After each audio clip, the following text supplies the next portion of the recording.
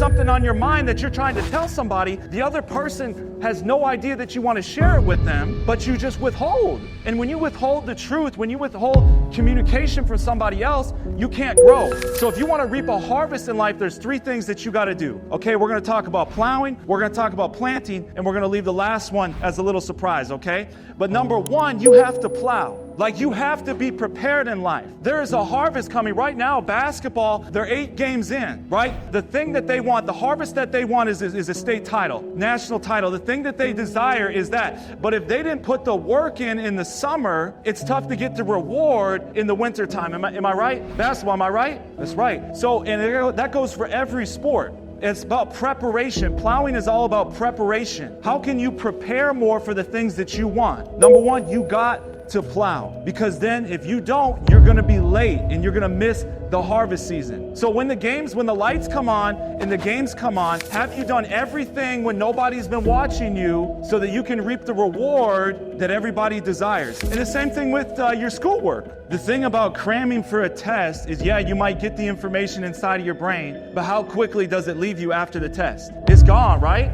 Like, that information is gone. So if you want to be prepared for the future in the life, like, the goal here isn't just to memorize things. The goal here is to learn things. The goal here is to grow and become the best version of yourself, not just cram information in before a test. If you want better grades, like some of you are on the verge of not being eligible, right? You know, or if you want a 4.0, you want to do these things, you have to prepare yourself far before the test comes. And what grooves can you set inside of your mind in your schoolwork before the test comes, so that you can have a harvest of getting the good grades that you want, so that you can actually play on the field? Y'all with me on that one? All right, cool. And what about relationships? How are you preparing in your relationships? If I try to go Christmas shopping on Christmas Eve, yeah, I might find some things, but is it going to be the best possible gift that I could give them? And not that they need gifts. How about the notes? How about letters? So in your relationships right now, fellas, you're in relationships you got your relationships with your friends, you got relationships with the ladies sometimes. And what ways are you preparing so that you can have the best relationship possible? How are you pouring into them? Like, are you putting thought into those relationships? Trust me, like, I look at my wife and I go, like, man, she deserves the world. If I can't give her something monetarily or a gift, like some of you don't have the bank account or whatever to give somebody the gift that you want to give them, but what about the thought? What type of thought could you create? What type of date could you create for your significant other? What type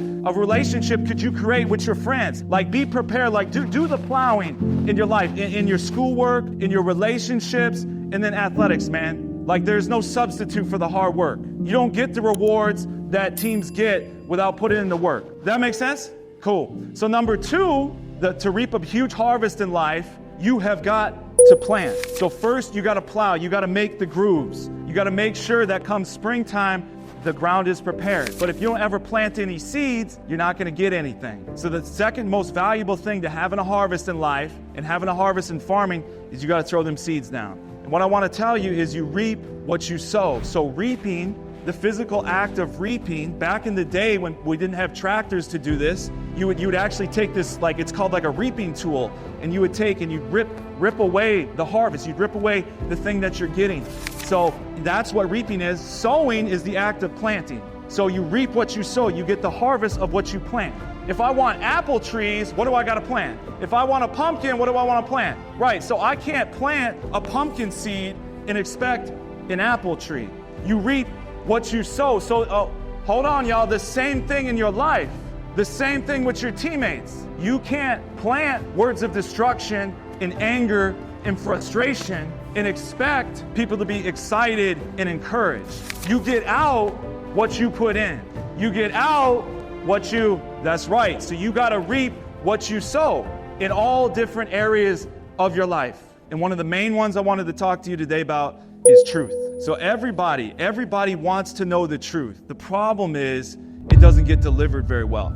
I had somebody give me some truth recently, and I was sitting across from this guy at Arizona State University. He kind of brings in the speakers, and he was telling me, hey, Lance, we had been talking about you like a year ago, whether or not we wanted to bring you in. And the consensus was, we like you, we want you to come, but we need you to work on a few things. And he shared some truth with me that I can get better. And the good thing about that truth, yes, it hurt in the moment. Yes, it kind of stung. right? What he was saying, hey, Lance, I feel like sometimes you only have one speed. Like, I feel like, these are the things that people are talking about. So he was delivering truth to me, right? Sean, my video guy, we were on the phone the other day, and he had a client tell him, hey, Sean, I really like the work, but I need you to work on this, this, and that. And we were having a conversation about it. Hey, how much of a blessing is it to receive truth the right way? Because yes, it might hurt in the moment, but how much more can you grow? When you know things, how much more can you grow because of it? So what I want to talk about today is when you want to have a harvest in life, you want to have a harvest with your teammates, you want to have the best relationship possible with your parents, with your teammates, with your counselors, with the teachers. Truth needs to be delivered in a way that it can be received. And I was sitting across from that guy and I received that truth. And I was so grateful because it's all the things that I've been working on. It's all the things that I've been working on for years. But here's the thing.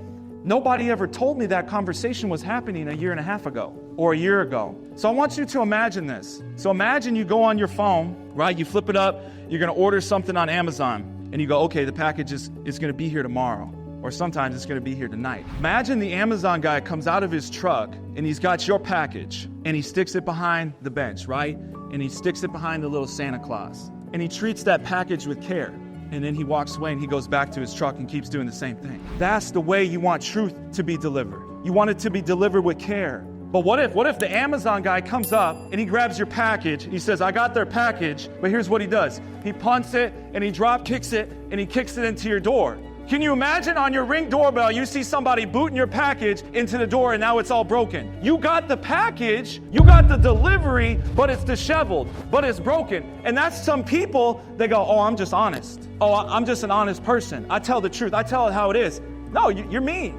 You're mean. I don't want the package if it's going to be delivered like that. Yes, can I still grow from that? Of course. But it's going to hurt me. And it's going to hurt you. It's going to damage the relationship. Some of you guys have relationships with your friends and teammates that you've had for years, but they've been disheveled and broken because of the way that you talk to them. How many of you have truth that you've been wanting to tell somebody, but you haven't? And who is it hurting the most? Now the Amazon guy's got these sick Jordans sitting in his truck that he's got to walk by all day and think about, this is the package that I didn't deliver. That's the same thing. You got something on your mind that you're trying to tell somebody. The other person has no idea that you want to share it with them, but you just withhold. And when you withhold the truth, when you withhold communication from somebody else, you can't grow. If you don't tell a teammate things that they need to do to get better, you got to understand, if you're in one accord, if you guys all want state, if you all want the same goal and same vision, you should want accountability. How many of you want accountability, right? So it would be advantageous for you to tell somebody something, because if you don't, it damages you. It festers in your own mind. I don't know, maybe I'm crazy, but when I need to share something with somebody, when I need to have a hard conversation, bro, my heart gets pounding. Like,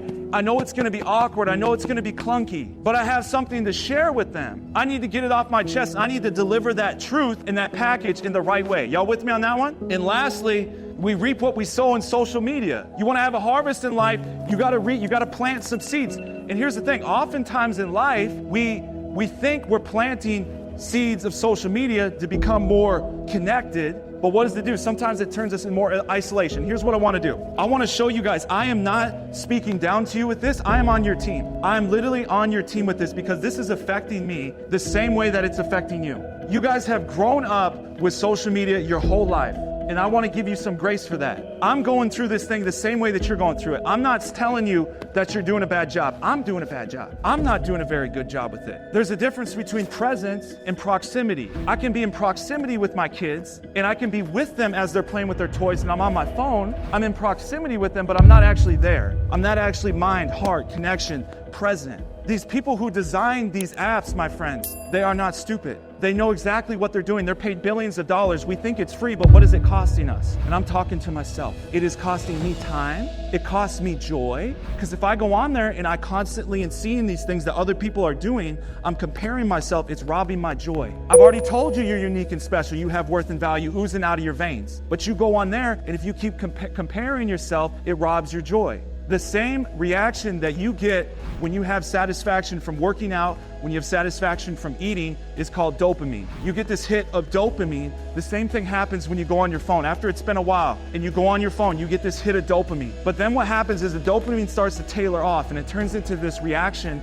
like OCD. If somebody has a obsessive compulsive disorder, they want to clean something constantly, everything needs to be clean. The satisfaction of cleaning is the reward of it is that it's now clean. So we go from dopamine to this OCD behavior on our phone. And we're sitting there and we're on this app and we're waiting for the next hit. And these algorithms aren't stupid. They know exactly what's going to keep you on there. But you never know when the reward is coming. It's like gambling. That's why people play slots. That's why they gamble. It's a high energy. Boom. Oh my gosh, I won. I want you to imagine this, like you're 30,000 feet above, you're looking down on Arizona, or what's the coolest place somebody's ever been? Just shout one out. Japan. Okay, Japan. I want you to imagine you're flying to Japan and you could literally have binoculars looking down on your whole way and you could see people and you could go, wow, that's beautiful. Look at the mountains. Look at this area, and you could see what people were doing and you could see the beauty and you could go, oh my gosh, this is incredible. But then you zoomed in a little bit further. You zoomed in, you kept looking down, you You go, what are all these people doing? What are all these people doing in this beautiful environment? They're all looking at their phone. And they're missing the beauty around them. We take for granted what we have right in front of us. I walked into the gym the other day and I saw these two players on the same team, empty gym. One was on his phone over here, one was on his phone over here. And I was like, bro, you want connection? It's right here. And listen, I am not telling you you're doing a bad job. I want to give you grace and I want to share some love with you. People have designed these things to keep you on it so that they can continue to get paid. They're doing the same thing to me. But I just want you to be cognizant that, hey, maybe, if I want more out of life, how can I connect more in person? How can I see the beauty of what's in front of me? And just realize, hey, there's a trick to this thing. They are doing something to me. I don't want to buy into it today. Click, and you can control it. Last thing, you got to have patience. You want to have a huge harvest in life, you got to have patience. Your root system is going to take time. If you're going to have a huge harvest in life, your root system has to be bigger. Your character has to be bigger. The roots below the surface need nutrients. It needs time to grow. You got to be patient with your body. You got to be patient with your mindset. You got to be patient with your team. Because you plow in the fall, you plant in the spring, but then you got to wait. You got to nurture that thing. You got to nurture your life right now. Your harvest is coming. It may not be this year or in 2 years or in 5 years, but your harvest is coming. So don't give up on the seeds that you planted. If you keep moving your seed, if we keep moving our seed to a different location, we're never going to reap the harvest. Y'all with me on that? Yeah. Thank you guys for locking in. What's going on, family? I got something for you, especially for you. If you want to have more freedom in your life, mentally, have that heart-mind connection, I got something for you. Tap that link. Let's go.